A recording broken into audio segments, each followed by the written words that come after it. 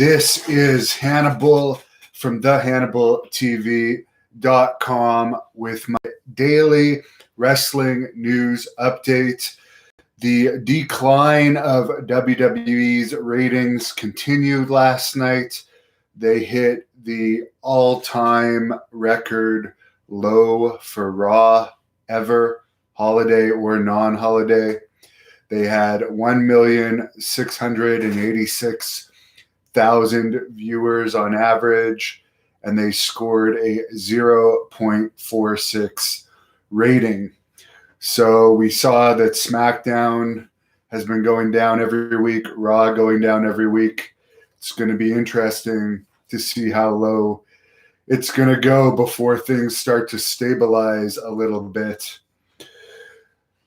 In other news related to that, it's about exactly 4 years ago that WWE canceled an NXT tryout that Gerald Briscoe, who they recently released, set up for me.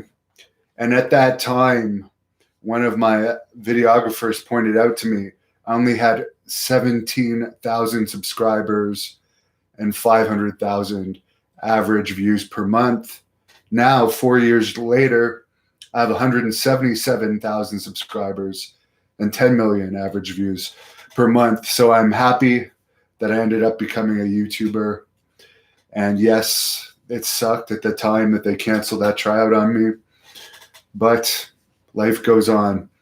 Connor McGregor has been ready to fight for a while, and Dana White is saying he's in shape and is probably going to fight on Fight Island since he's an international fighter. And Dana White says he averages about $20 million for an arena gate for live shows that Connor McGregor has in front of crowds. However, having him fight on an island for pay-per-view buys is better than nothing. So we could see a Connor McGregor fight in the coming months. MLW has also announced that they rescheduled their June TV taping that was going to be in Cesaro, Illinois, to June of 2021. It was supposed to be in June of 2020. So MLW doesn't look like they're going to be recording more stuff for a while.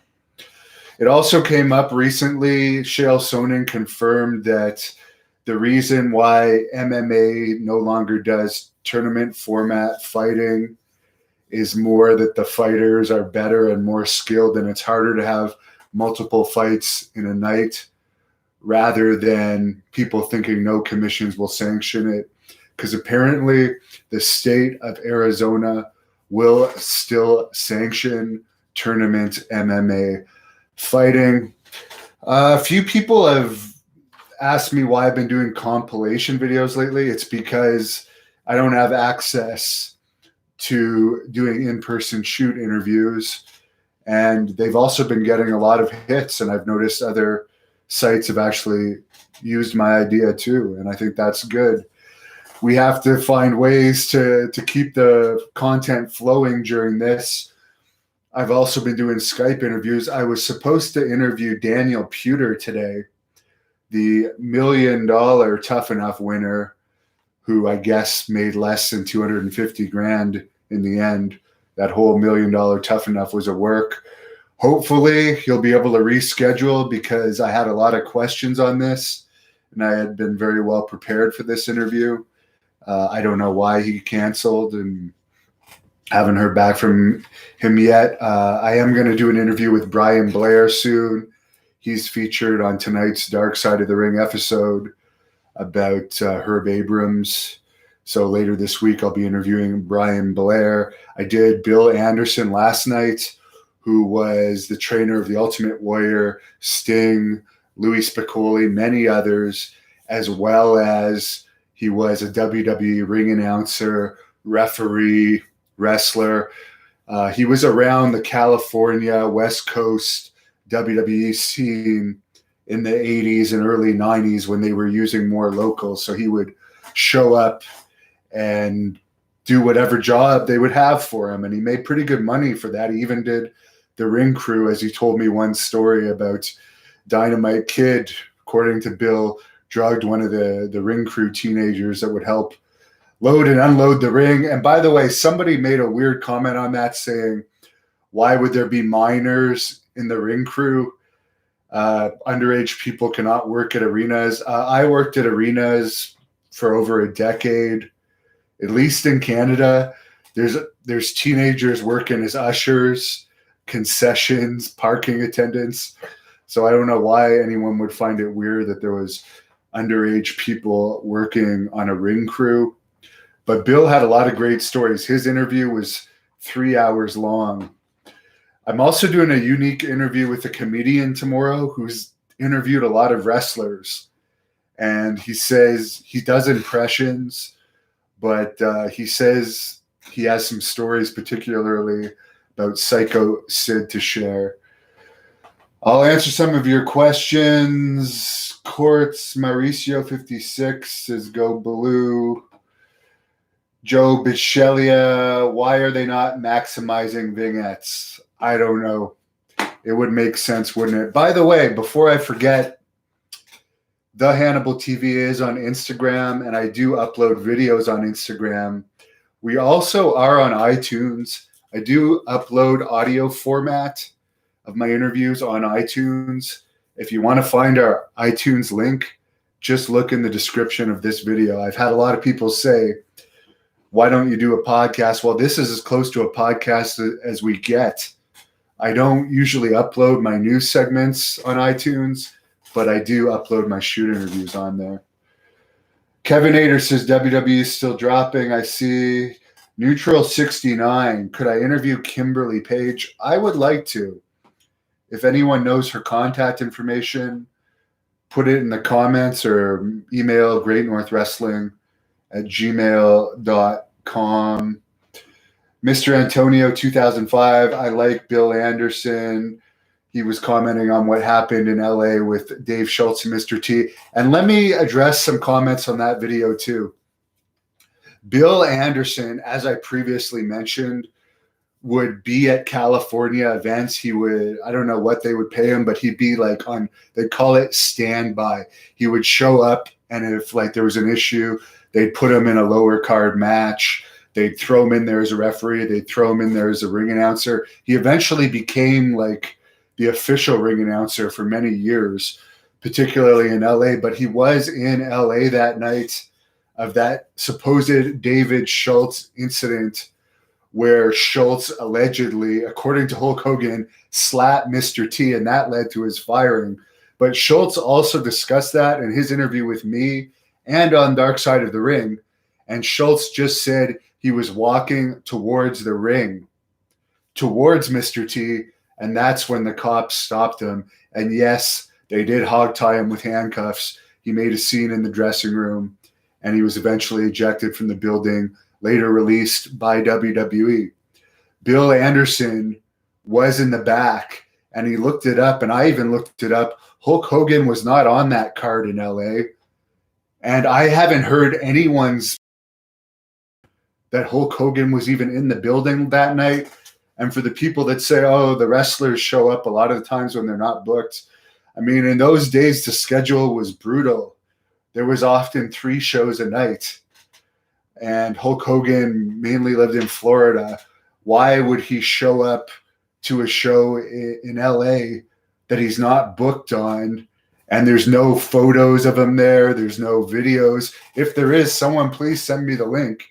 But it makes no sense that Hogan would just be at a show if he's not booked, because allegedly he made at least $25,000 a night in those days. Are they really going to pay him to just show up and hang around the arena? And if he was, why is no one other than Hogan saying he was there? So yes, there was no actual slap on Mr. T. I hope to interview Mr. T one day and get the story from him. Cortez Mauricio 56 says, I'm turning 31 on Saturday, so having sports back this weekend is nice. I haven't heard too much about that, but I'll look into that. If sports is back, that's awesome. UFC is back, but I don't know about like Major League Baseball or any, like, obviously it's not football season yet for NFL, but CFL, there's no CFL games going on here. Kevin Ader, they can exactly see when people are turning the channel, or they can't exactly see when people are turning the channel. It's broken down by quarter hours. Raj back, do a live reaction to Money in the Bank. No, thank you. Martin G, although there are reports that WWE isn't forcing any to work, is it possible they are giving them ultimatums?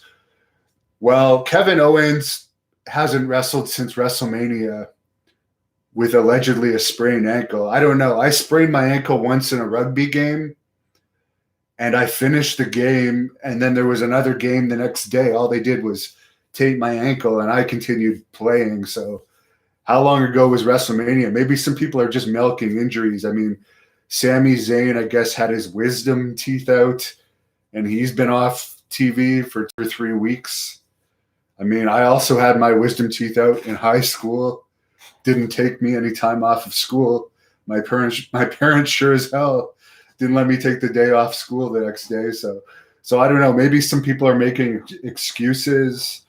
I really don't know, but I definitely think that if you choose not to work during the pandemic when they're running stuff, it definitely could hurt your future chances. Some people might hold a grudge, even if they do say there will be no grudges held. Right now, apparently, they aren't even mentioning Roman Reigns on TV, and he's making $5 million a year. He doesn't care. I mean, even if WWE, they would never release him. He's very secure, but even if they did, I mean, he'd be worth a fortune to AEW and New Japan still.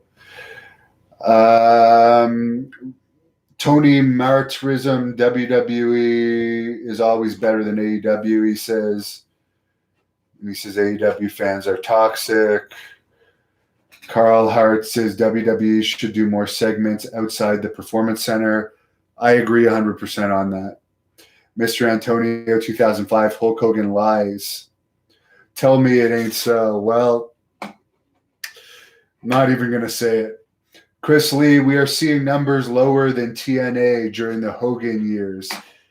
Yes, far lower. I believe TNA definitely hit a 1.2 at one point when Vince Russo was booking. So it was in the ones for a while there. And now we're seeing WWE under a 0.5. I'm not going to answer the guy that's obsessed with this one wrestler and comments on him so much. Lynx Gaming City, wisdom teeth might be a couple of days, but not 3 weeks. Haha. Remember the old days when you actually had to draw and like work if you wanted to be paid as a wrestler? I do understand that sucked in some ways, but these wrestlers today working for WWE under guaranteed money, it's easy. I mean, Seth Rollins is making $4 million a year, no matter how big or small the house is. And let's face it, before this pandemic happened, they had more house shows canceled last year than ever. So if they actually had to work based on the crowds that they were drawing, I mean, I don't think you would see people taking months off for a sprained ankle. And according to the Wrestling Observer, it's a sprained ankle. I don't know the extent or severity of the injury that they're reporting as a sprained ankle. Gordo, Scarface. I'm wearing a Scarface shirt, buddy. Super Dragon, he says. I don't know what that means. Kevin Ader also says Super Dragon. Am I a fan of Nyla Rose? Someone's asking me. The match I saw of that competitor, I did watch one of the matches, and I didn't think it was a horrible match, but no, in my opinion, some people are going to brutalize me for this, but in my opinion, that's intergender wrestling. And although it's popular, I have intergender matches on this channel. I am not a fan of it. Some people will say it's the same gender, but in my opinion, it's very similar to intergender. So I'm not really interested in watching that. I do like watching girls' matches better than men's matches on average when it's two females that were born females. I have nothing against the ones that have had sex changes. I'm not sure if Nyla Rose has had a formal sex change or not, but I feel that those competitors should be in their own division. Alberto Del Taco, can I beat CM Punk in an MMA fight? Yes. 100% yes. Joe Astronaut, did I ever tour Atlantic Grand Prix Wrestling? Well, I did a 2-day tour for Atlantic Grand Prix Wrestling. One of the matches of those is from Prince Edward Island. It's on here. But it was only 2 days. They don't run a full schedule anymore. Hannibal, what do I think? Do I think Charlotte Flair was born a female? Yes. NWO for life. Why the bleep do I skip all your questions? I don't skip anyone's questions unless they're extremely rude or I don't see them all. I'm reading the news half the time. I'm trying to look at the camera. You guys like to brutalize me for not looking at the camera. And I'm reading the hundreds of questions that are popping up. If you tip me, I will definitely read your question. Really appreciate it when you guys tip me. So I will end it at that. Really appreciate it. Again, Twitter at Devon Hannibal or The Hannibal TV, Instagram at The Hannibal TV. If you want to subscribe to our podcast, it's in the description. Enzo Portrelli says John Nord shares the same birthday as him. Cool. I hope to interview John Nord this year. Thanks a lot, everybody, and I hope to still get that Daniel Puder interview this week. I'm going to stay on him about it. Oh, and last thing, give me my mailing address. I'll send you some cash. You could join my patreon.com/The Hannibal TV if you want to make a donation. Thanks a lot.